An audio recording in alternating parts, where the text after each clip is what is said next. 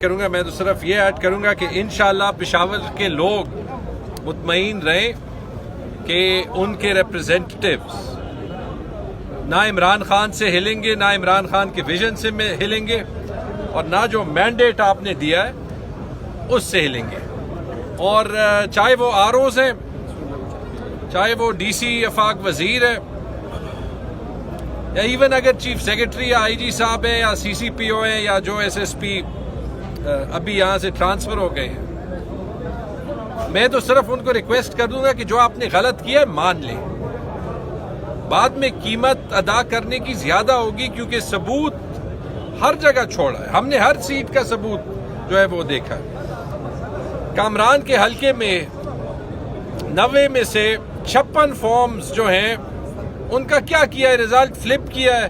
कामरान के वोट तारिक अवान को डालें, तारिक अवान के वोट कामरान को डालें, तो ये तो आराम से पता चल जाएगा क्योंकि इनके पास साइंड फॉर्म्स हैं जो इनको पुलिस स्टेशन ने दिए। अली जमान के हलके में तकरीबन मेरे ख्याल में सारे पोलिंग स्टेशन पे इनके वोट जिनको जितवाया है उनको डालें, उनके वोट इनको डालें। तो 21 को 5000 कर दिया, 5000 को 21,000 कर दिया। अरबाब जान दाद साहब मेरे साथ बैठे हैं, ये मुझे अपने इलेक्शन रिजल्ट्स दिखा रहे थे। इनके 100 में से मेरे ख्याल में कोई 25 पोलिंग स्टेशन पे 90% से ज्यादा टर्न आउट है। 90% से ज्यादा कौमी असेंबली में नहीं है, इनकी सीट पे सिर्फ है। और कोई 10 स्टेशन ऐसे हैं जहां पे 100% से ज्यादा टर्न आउट है और कुछ पे 124%, एक पे 126%, एक पे 153% मैंने टर्न आउट देखा है। तो ये कैसे, ये अदालत में आप कैसे ये साबित करेंगे?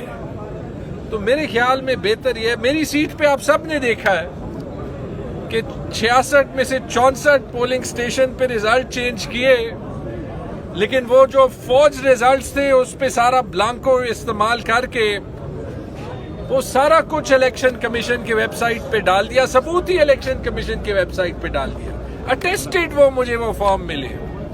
एक फॉर्म में जो है वो मेरे मुखालिफ के वोट 49 से 849 तक ज्यादा किए थे, उसमें टर्न आउट भी ज्यादा किया है। तो वो जब देखा तो वो फॉर्म मेरे हलके का है ही नहीं, वो मीना खान और समर बिलोर के हलके के फॉर्म पे नाम चेंज करके और उसको फॉर्म 45 बनाया है। हर सीट पे ये बोंडा मजाक हुआ, ये रिगिंग नहीं हुई ये तो। और इसलिए अगर सारे पेशावर के अवाम ये डीसी के किरदार पे सवालिया निशान उठाते हैं, क्यों उठाते? ये सारा कुछ तो डीसी ने देखना था। अगर वो बेकसूर है, ये 8 फरवरी से वो मुर्गियों के नर्ख जो है वो हर रोज अपने ट्विटर पे दिखा रहा है और आजकल उसे फिर से जरा मीटिंग्स में जाने का शौक हो गया है, तो वो जरा बता देना कि ये क्या हुआ है। ये हम सब के जो सारे पोलिंग एजेंट थे वो हमें झूठ कह रहे थे, या जो इलेक्शन कमीशन के वेबसाइट पे अटेस्टेड फॉर्म्स अभी हमें मिले हैं वो झूठ है। और ये भी मैं कह दूं, और भी बहुत सबूत मिला है। एक तो ये था, मैं बार बार दिखा रहा हूं, ये क्या है डीसी साहब, ये क्या है? ये जो मुझे यूपीएस में मिल रहे हैं ये क्या है? आप कह रहे हैं आपने कुछ नहीं किया, ये क्या है? ये सील्ड एनवेलप है, इलेक्शन कमीशन का इस पे लोगो है, PK79 रेगी रुके जई। तो ये जैसे ही कोर्ट्स खोल देंगे, अभी हम सबमिट करेंगे, जैसे ही कोर्ट्स खोल देंगे या इसमें असली फॉर्म 45 होगा या नकली होगा, ये देख ले, ये सील है, ये सील है। नहीं खोला हमने, मुझे वकील ने कहा खोल नहीं सकते। हमने चमकनी थाने में भी, चूंकि मुझे वहां पे घर में रिसीव हुआ था, वहां पे भी रिपोर्ट कर दिया, इलेक्शन कमीशन को भी रिपोर्ट कर दिया। और ये इस पे गन देखे तो लगता है कि इन्होंने ये फॉर्म 45 कहीं गन में फेंके थे, पता नहीं किसने जो है वो भेजे।